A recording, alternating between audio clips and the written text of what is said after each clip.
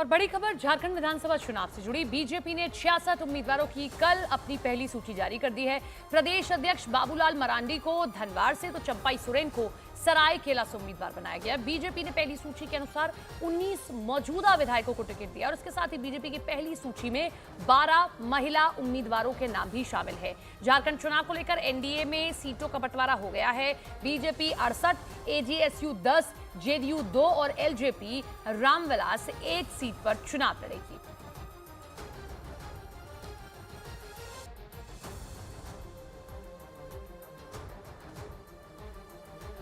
तो बीजेपी ने 66 उम्मीदवारों की पहली सूची जारी कर दी है, जिसमें 2 पूर्व सीएम समेत दिग्गजों को सियासी मैदान में उतार दिया गया और इसके साथ ही 2 पूर्व सीएम की पत्नियों को भी बीजेपी ने टिकट दिया है। आइए आपको कुछ हाई प्रोफाइल उम्मीदवारों के नाम बता देते हैं जिन पर पूरा चुनाव आपको नजर आएगा, यानी कि जिन पर नजर आएगी पूरे चुनाव में। पूर्व सीएम सीट सरायकेला, चंपाई सोरेन देखिए झारखंड मुक्ति मोर्चा छोड़कर आए, बीजेपी में शामिल हुए, सरायकेला से उनको उम्मीदवार है। बाबूलाल मरांडी भारतीय जनता पार्टी का एक सबसे बड़ा चेहरा, बीजेपी के प्रदेश अध्यक्ष है, धनबाद से टिकट मिला है। गीता कोड़ा पूर्व सीएम मधु कोड़ा की ये पत्नी है और जगन्नाथपुर से इनको टिकट दिया गया। मीरा मुंडा अर्जुन मुंडा की पत्नी है, बहुत बड़ा चेहरा है, पोटका से उनको टिकट दिया गया।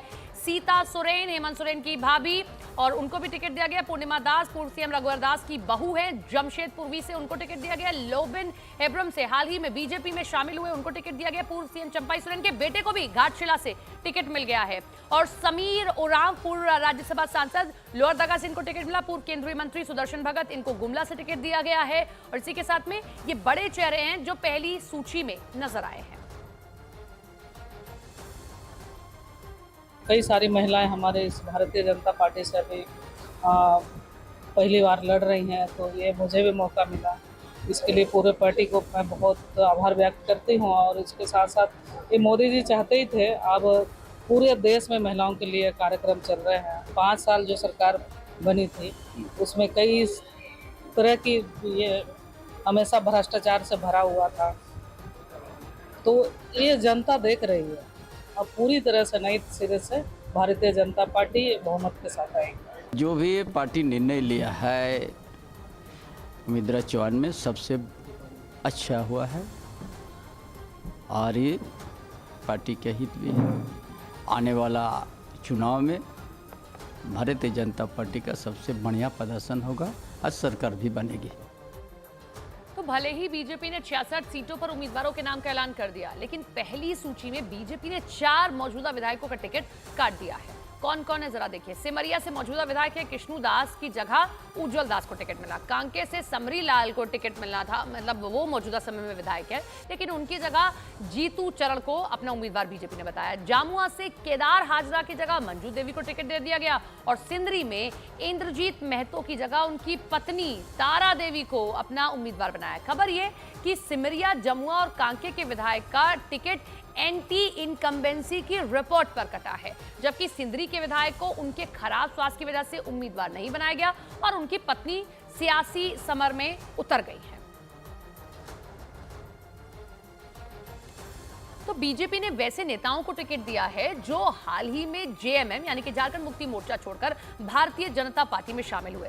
पहली लिस्ट में ऐसे 4 सीटें हैं। कौन कौन सी देखिए। सबसे बड़ा चेहरा तो खुद पूर्व सीएम चंपाई सोरेन ही, सरायकेला से टिकट उनको मिला है।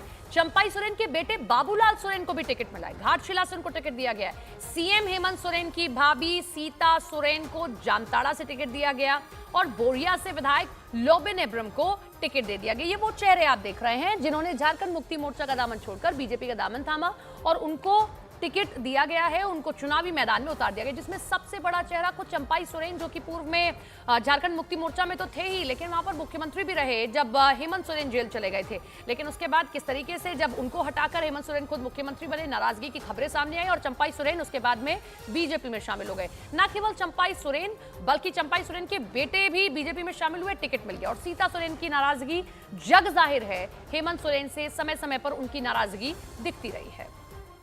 झारखंड बीजेपी चुनाव से प्रभारी और असम के सीएम हेमंत बिस्वा शर्मा और प्रदेश बीजेपी अध्यक्ष बाबूलाल मरांडी ने एनडीए सरकार बनने का दावा किया। वर्तमान में हेमंत सरकार पर जमकर निशाना साधा है, सुनिए जरा। चुनाव का मद्देनजर रखते हुए सिराज जी ने काफी बार राशि में आए, संगठन को मजबूत किए और जिले, मंडल, प्रखंड स्तर तक लोक जनशक्ति पार्टी का निर्माण किया।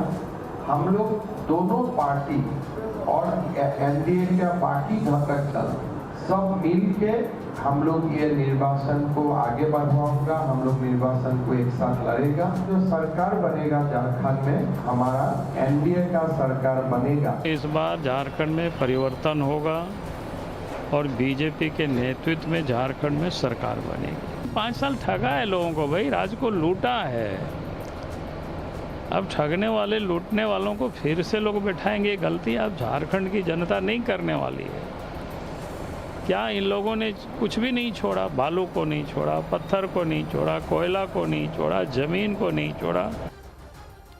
तो एक तरफ बीजेपी ने उम्मीदवारों की पहली सूची जारी की, तो दूसरी तरफ कांग्रेस और जेएमएम में भी सीटों के बंटवारे को लेकर सहमति बन गई और खुद हेमंत सोरेन ने इस बात की जानकारी दी। कांग्रेस और जेएमएम मिलकर 70 सीटों पर चुनाव लड़ेगी और जो बाकी की बची 11 सीटें हैं प्रदेश की, उन पर आरजेडी और लेफ्ट चुनाव लड़ने वाली है। बताया जा रहा है कि आरजेडी 7 सीटों पर चुनाव लड़ेगी। हालांकि सीएम हेमंत सोरेन ने कहा कि अन्य सीटों पर भी चर्चा जारी है। अगर 2019 चुनाव की बात करते हैं तो कांग्रेस 33, जेएमएम 41, आरजेडी 7 सीटों पर चुनाव लड़ी थी और इस बार भी लगभग फॉर्मूला यही दिखाई दे रहा है। अब गठबंधन में वाम दलों की एंट्री भी हो गई है, इसीलिए 3 दलों को अपने कोटे से ही उन्हें सीट शेयर करनी होगी।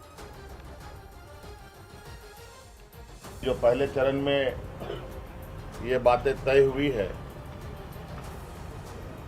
कि राज्य के 70 सीटों पर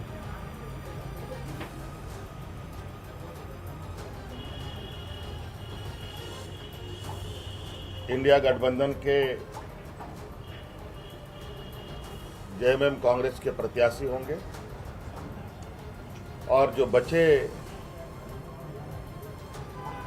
विधानसभा सीट हैं, जो संख्या है, उस पे हमारे सहयोगियों के साथ जो कुछ लोग अभी आ रहे हैं, कुछ लोग दूर हैं, कुछ लोग पास हैं, उनके साथ बैठकर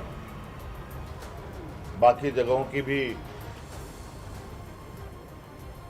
कौन किस में चुनाव लड़ेगा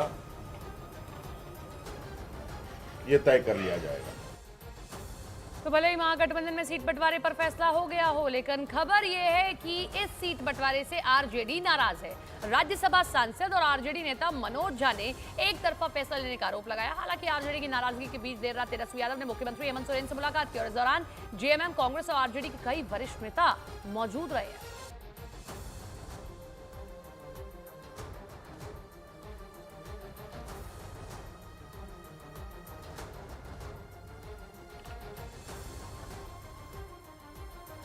पिछली बार 7 सीटों पे हम लड़े, क्योंकि लालू जी का हृदय विशाल था।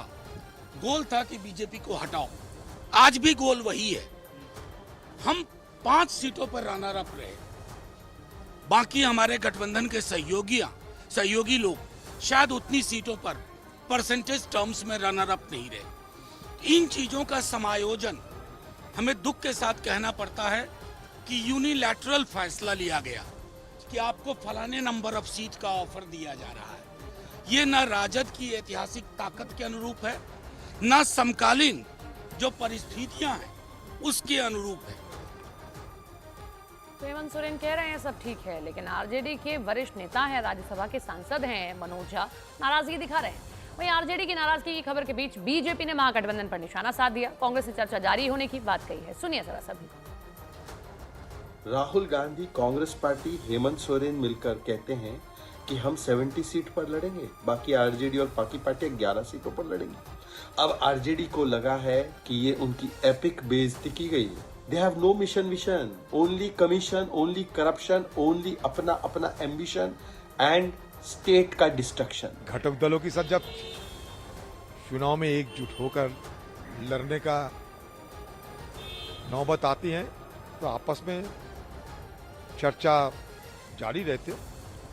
ये चुनाव की नामांकन जब तक नहीं भरा जाता तब तक चुनाव में सीट की बंटवारा को लेकर चर्चा होते रहते। झारखंड मुक्ति मोर्चा हेमंत सोरेन जी की अगुवाई में राहुल जी, तेजस्वी जी सब मिलके हम एक साथ लड़ेंगे, इसमें कोई दो राय नहीं है।